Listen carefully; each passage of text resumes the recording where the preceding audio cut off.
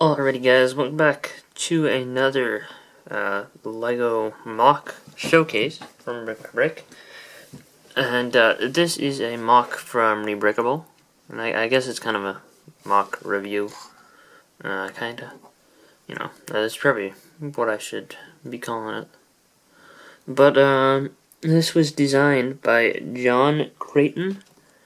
And this MOC I built using instructions from Rebrickable, because you know, I have the Council of Elrond set, which this is a rebuild of, and it's called the Elven Forge.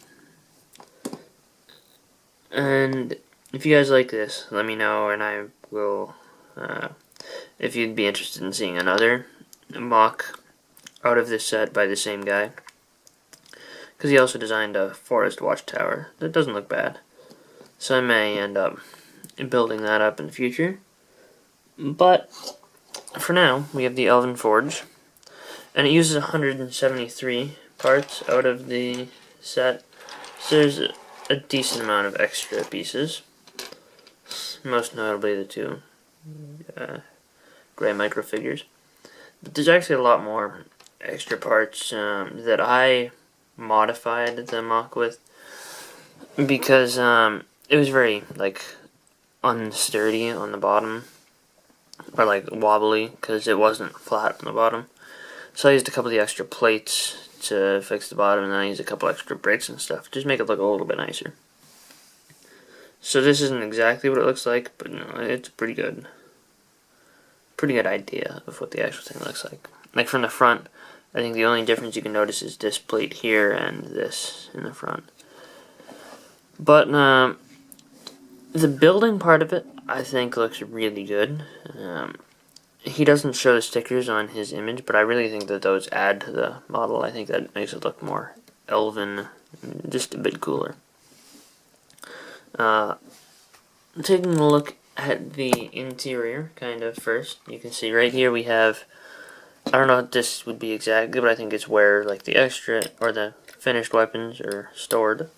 You can see, got the two weapons in there. Elrond and Arwen are two of the figures in the set. The two elves, I figured I'd throw them in there, but let's move them out of the way so you can see all the way in. This back here would be like the actual forge where, you know, the fire is and everything. And that would be where they heat up the stuff to actually make them. I guess I'd leave them here to cool or something. This is like the anvil, probably. Or maybe that's the anvil, you know, can't really tell. But this piece on the top is one of these spinny bricks without the actual gray spinny piece. I like the way that looks in the center, and I like the interesting diamond-shaped pattern that is created by these plates on the floor. Looks kind of cool. But the architecture on the outside, from the side, looks pretty cool. This tan brick on the bottom I put there, you know, kind of just trying to cover up some of the ugly stuff that had to be done in order to get a nice flat platform. But the shape of these windows are nice. And up here too. These columns are a bit flimsy, but I think they add to the look of the model. And in the back here, this is where I did the most modification to the actual design. All this tan stuff is just kind of me throwing stuff on there, because it looked pretty bad from the back before. But, you know, that's kind of just the base. I think if you were to build this and have like an actual place to put it, like an actual like base plate, some other stuff around there, I think you could make it look a lot better than it does just on its own. So I think that's kind of like the base section is the biggest problem of it for me. I like the way that this little railing looks in the back, especially from the front. It looks a little bit weirder here where you have the two cheese slopes, but I'll show you a look at it from the front again when we get back around there. And obviously some slopes here, kind of give it another interesting look. This arch is a little odd, but they didn't have any other pieces in the set that could do that besides this, but this wouldn't be centered because they didn't have any 1x-whatevers.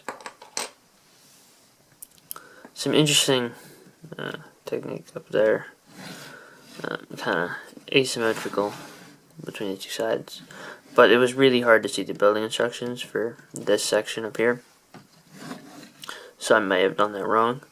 This tree on this side looks nice, but it's very fragile. It's only attached by one stud and 2 studs on the bottom, so that's kind of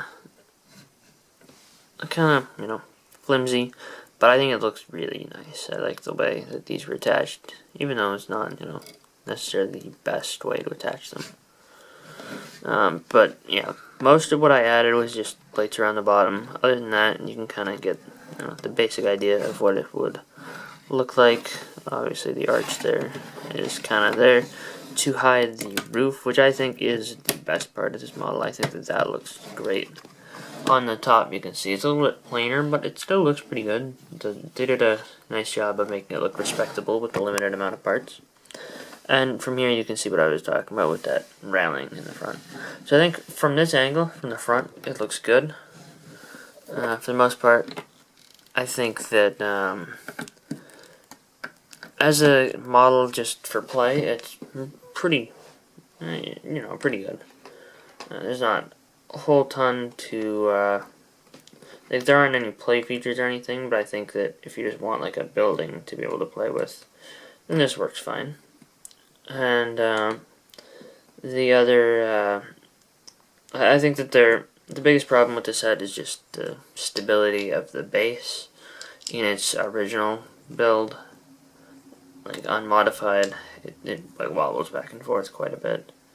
And then the other real issue with it is the, you know, just the view from the back and a couple other small, you know, not so great angles that there are.